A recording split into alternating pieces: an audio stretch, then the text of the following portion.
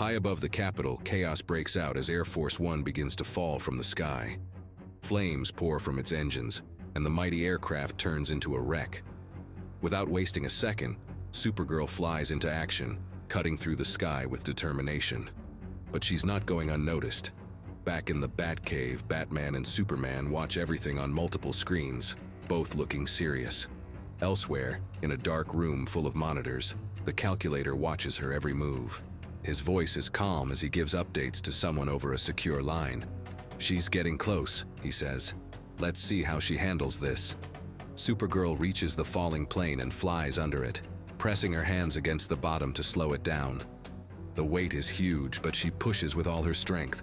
Suddenly, one of the wings snaps from the pressure, and the plane starts spinning out of control. Superman sees what's happening and takes off in a flash, moving so fast he leaves wind in his wake. Batman watches silently, eyes shifting across the screens. Meanwhile, the Calculator smirks. "Impressive," he mutters. "She passed the test, but let's see what happens next." With Superman's help, Supergirl manages to land the plane safely, just barely avoiding disaster. The passengers breathe a sigh of relief, but Supergirl looks frustrated, even though the mission was a success. Before Superman can talk to her, Supergirl shoots back into the sky. He follows, worry on his face. She speeds across the sky, flying past famous landmarks like Ellis Island and the Statue of Liberty. She moves so fast, Superman can barely keep up. They leave Earth's atmosphere and pass the Justice League's watchtower near the moon. Then, suddenly, she disappears.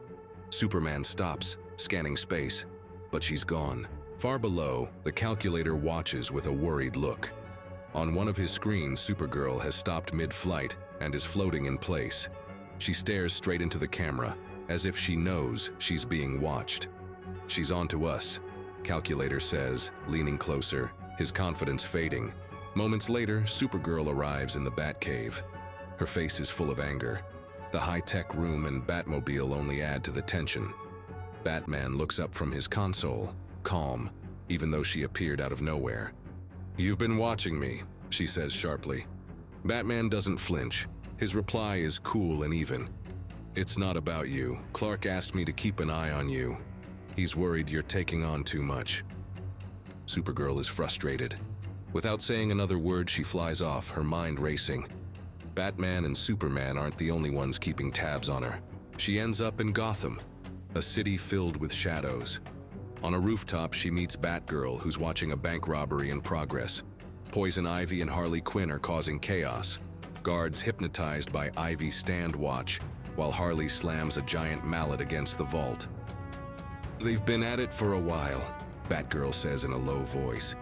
Supergirl nods. "Let's go." They leap into action.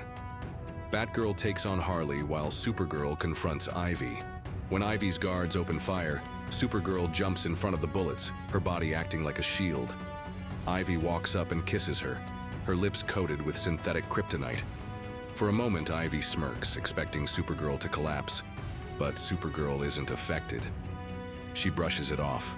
"Back off," Supergirl says firmly, tossing Ivy aside. Then, in a quick moment of honesty, she tells Batgirl it was her first kiss, ever. Above the chaos, the Calculator watches. Calmly, he gives a command, "Now." Suddenly, Batgirl turns on Supergirl and punches her hard.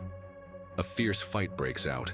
Both move fast and hit hard, but as Supergirl starts winning, Batgirl's body begins to melt and shift, revealing her true form. "Clayface," Supergirl says, realizing she was right all along. The real Batgirl, Barbara Gordon, has been in a wheelchair for years. This couldn't have been her.